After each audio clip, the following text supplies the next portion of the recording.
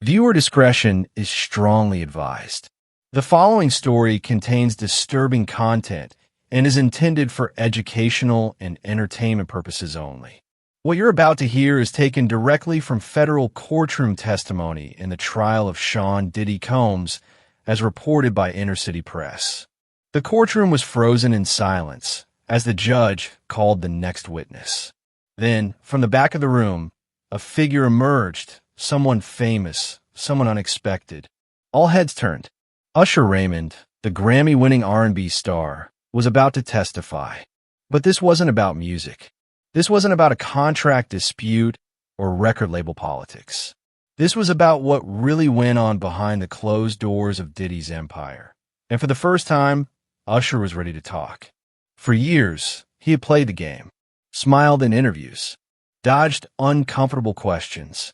But now, with Diddy facing federal charges of sex trafficking, coercion, and operating a criminal enterprise, Usher had made his decision. He would tell the truth. And the truth, he said, had been eating him alive. He began with a memory, one that changed everything. He was just 14 years old when his mother sat him down and told him he'd be moving to New York to live under Diddy's mentorship. Usher had just released his debut album, and music executive L.A. Reid believed that time with Diddy would catapult the teenager into superstardom. But what no one could have predicted was the world young Usher would step into. "I thought I was going to learn how to be a star," he said quietly, his voice calm but tense. "Instead, I saw things no teenager should be around." Usher described the first time he walked into Diddy's Midtown Manhattan penthouse. What he found wasn't a home. It was a spectacle. There was champagne on breakfast trays. Strangers waking up in bedrooms he didn't even know existed. Celebrities he recognized from TV and magazine covers lounged around, some half-dressed, some unconscious. The space wasn't a mentorship hub. It was something else entirely. "They called it the Flavor Camp," he told the court.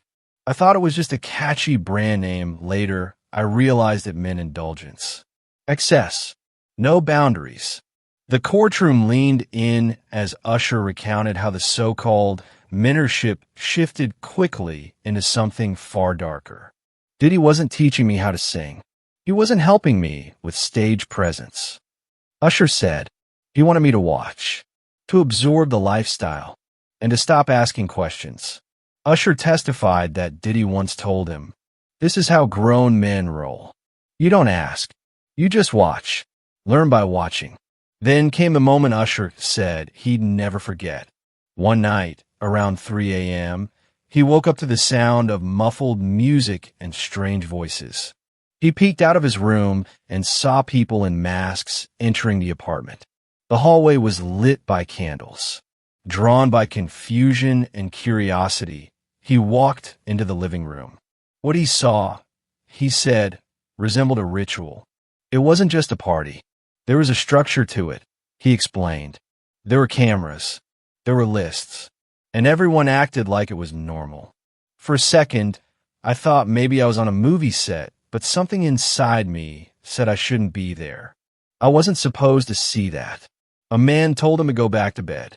Usher returned to his room, but he never slept that night. That, he told the jury, was the moment his perception of Diddy shattered. The next part of his testimony cut even deeper. He spoke about the warnings he never got. Not from his label, not from family, not from anyone in the music industry. People just thought Diddy was eccentric, he said. They didn't realize he had control over people in a way that was quiet but absolute. For years, Usher carried what he saw in silence, afraid to speak out, afraid of the consequences. But now, inside that courtroom, he broke the silence. Not for headlines, not for revenge, but for the truth. And if his words are to be believed, they might just change everything. Viewer discretion is advised. The following content is based on verified courtroom testimony and is intended for educational and storytelling purposes only. If he didn't like you, your career stalled. If he liked you, your silence was part of the deal. That's what Usher Raymond told the federal jury during his gripping testimony at the trial of Sean Diddy Combs. And according to him, he wasn't the only one. Usher stated there were others. Young, ambitious artists lured in with promises of fame and fast-track success, only to find themselves pulled into Diddy's orbit in ways they couldn't comprehend at the time. He didn't mention names, at least not yet, but his words carried a chilling promise. More would come forward. There were people around us, he said. Assistants, drivers, musicians. Everyone saw, everyone knew, and everyone played along. But deep down, we all knew the adults had failed us. One of the most disturbing parts of Usher's testimony described a private trip to the Caribbean. He was only 15 years old when Diddy invited him on what was described as a mentorship retreat. It was supposed to be just me, him, and a few others, Usher said. The place was remote. No press, no cameras. That's when I realized I wasn't there to learn anything about music. He paused, visibly shaken. I won't go into everything, but what I will say is I wasn't given a choice.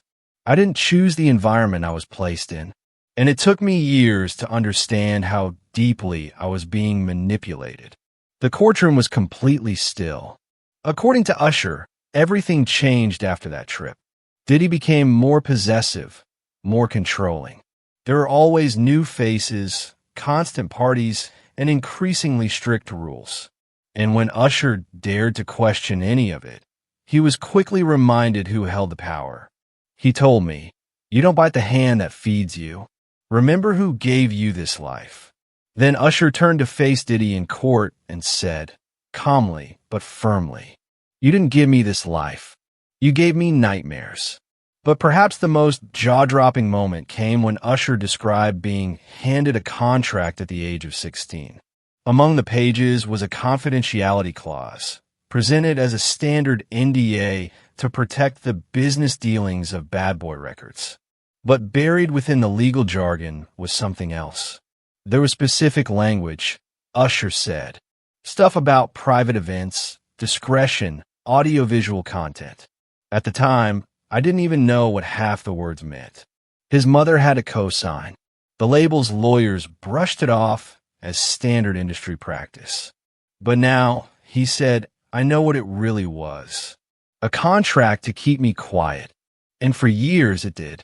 Usher explained that the agreement forbade him from speaking about what he witnessed, about the parties, the guests, the behaviors. He was told that exposing the truth would ruin the brand. But what about what it did to me, he asked. He went on to recount a moment in 2009 when he was preparing for a major interview. As the questions became more personal, he suddenly received a phone call from Bad Boy's old legal team.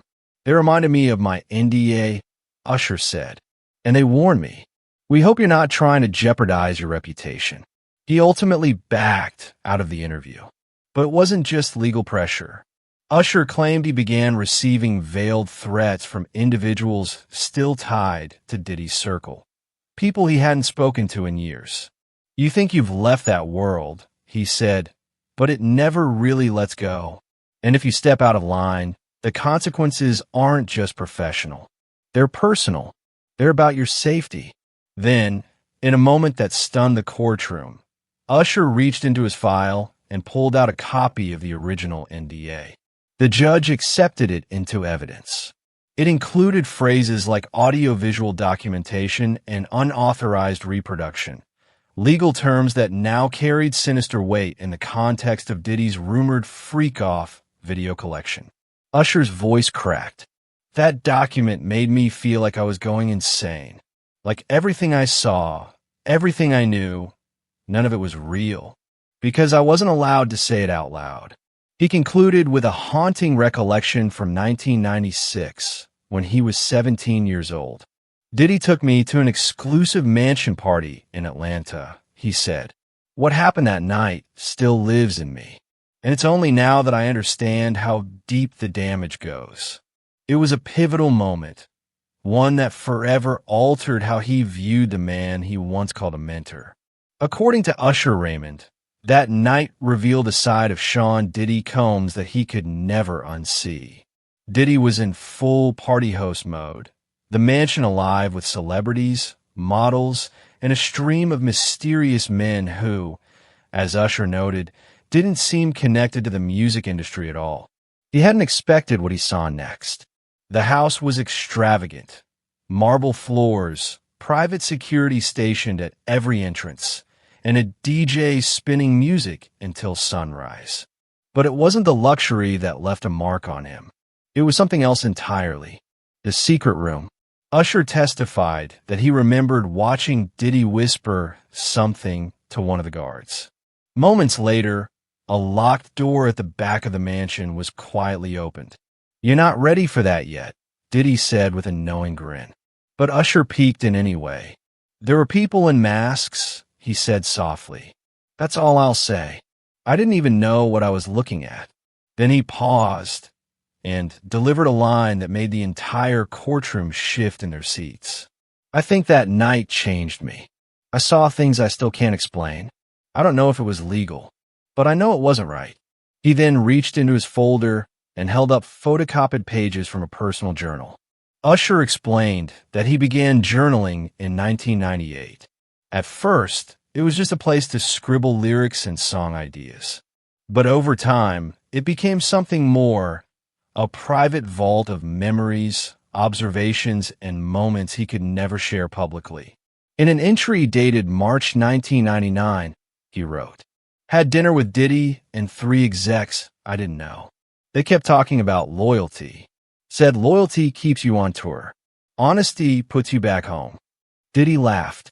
Another entry from October 2000 mentioned a Thursday night party he was invited to, but skipped. "Too many secrets. Too many masks. Diddy says it's just the culture." "I don't agree." The prosecutor leaned in. "Did you ever tell anyone about these entries?" Usher shook his head. "I was afraid of losing everything. I didn't think anyone would believe me." When asked why he was coming forward now, he looked straight ahead and said, "Because I've lived with it long enough, and it's time the truth comes out." He leaned closer to the microphone and revealed a story he claimed he'd never even told his closest friends. It was 1997, and Usher was 18 years old when Diddy invited him to Miami to meet a powerful music investor. Someone, Diddy said, who could fund Usher's first world tour and help turn him into a global brand. "I thought it was about business," Usher recalled. "Diddy made it sound like the biggest opportunity of my life. He told me to dress sharp and be respectful." When he arrived at the penthouse suite in the Sedai Hotel, he was met by 3 men in robes, sipping high-end champagne. Several young women sat silently in the background. One of the men, who Usher said was from overseas, asked him a chilling question. "Do you want to be remembered forever?" Usher said he immediately sensed it wasn't about music. Then Diddy left. He just walked out. "Left me there. I felt trapped," he testified. "They didn't touch me, but one of them placed a hand on my shoulder and said, 'You can stay or you can leave, but you'll never get another invitation like this again.'" Usher left, and soon after, everything changed. He said he was suddenly removed from a tour lineup and a prominent producer backed out of a collaboration without explanation.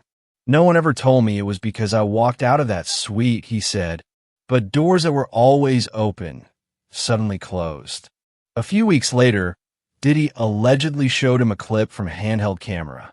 He laughed as he played it. Usher said, "It was another young artist doing something I know he never would have agreed to, unless someone made him." "Did Diddy threaten you?" the attorney asked.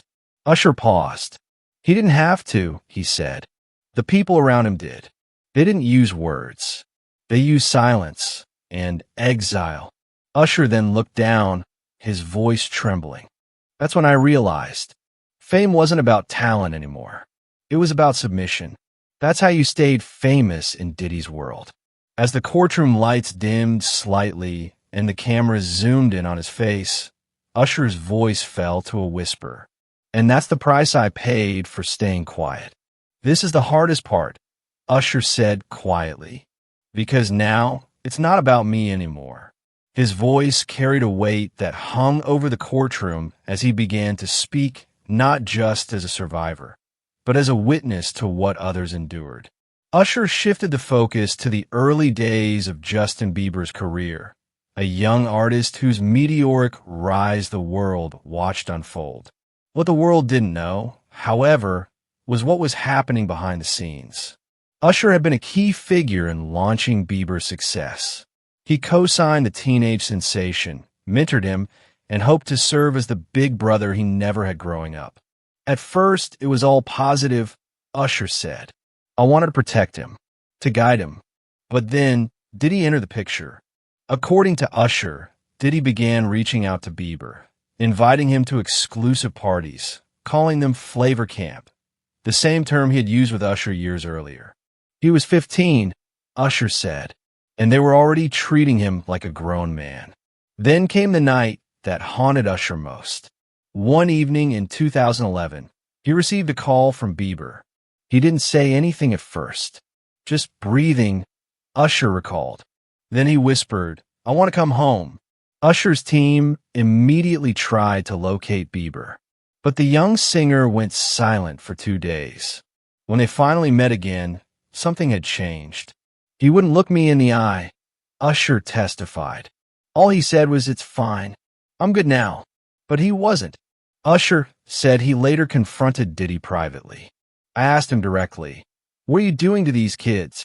According to Usher, Diddy just laughed and said, same thing they did to me. That's how the game works. That was the last serious conversation Usher ever had with him. After that, I stepped back. I didn't want my name tied to any of it. But watching what happened to Justin, I couldn't stay silent anymore. Then, for the first time, Usher revealed a chilling moment from 2018. He received a call from a blocked number. The voice on the other end didn't introduce themselves. They just said, tell him to keep his mouth shut, or we'll shut it for him. When the prosecutor asked who he believed made the call, Usher didn't hesitate. He looked straight toward the defense table. I think you know, he replied. The final breaking point, Usher revealed, came during a now infamous night in 2002 at a private estate in the Hollywood Hills, an event never before mentioned publicly until now. The party had been presented as a networking opportunity. Usher was told he'd meet a powerful new producer from Europe. But when I arrived, he said there were no executives, no producers, just shadows. Phones were confiscated at the door. The lighting was dim. Security stood silently at every corner. Guests were handed strange contracts labeled NDAs, but Usher said the language was far more aggressive than anything he'd encountered in the industry before. The vibe was wrong, Usher said, his voice cracking for the first time. There were people there who weren't artists. They weren't in music. I realized they were just watching. He claimed he saw several recognizable celebrities, some of whom had never been publicly linked to Diddy, but refused to name names on the record. If this trial moves forward, he said, others will come forward too. The most harrowing part came as Usher tried to leave the gathering. A man he didn't recognize stopped him and escorted him to a side room where Diddy was sitting alone. You're not ready yet, Diddy allegedly told him. You still think this is about music. This is bigger than that. Usher walked out and said he never returned to another Diddy party again. As the courtroom listened in silence, Usher turned his attention to Diddy's business dealings, claiming this wasn't just about parties and power, but about long-term control. For the first time, Usher submitted internal emails and contract drafts into evidence. Among them was a development deal he signed as a teenager. The contract locked him into 5 albums and surrendered the rights to his masters until he turned 35 years old. I didn't understand what I was signing back then, Usher admitted. But now I do. It was never just about music. It was about ownership. It was about silence. And for too long, I gave them both. I didn't know what I was signing, Usher admitted. I just wanted to sing. The courtroom sat in heavy silence as Usher continued his testimony, exposing what he described as a systemic pattern within Diddy's music empire. He revealed that he wasn't the only one who had signed binding contracts without truly understanding the consequences. Names like Carl Thomas, Total, Black Rob, and the late Craig Mack were mentioned, artists once full of promise, now silent shadows of a forgotten legacy. According to Usher, Diddy had a method: pull young, eager talent close with promises of fame, mentorship, and exposure. Then, once they were no longer useful or dare to push back, they were discarded. It was never about building careers, Usher said. It was about control. One of the most shocking financial revelations came when a private accountant emailed Usher a detailed spreadsheet of unpaid royalties. The amount totaled over $4.3 million.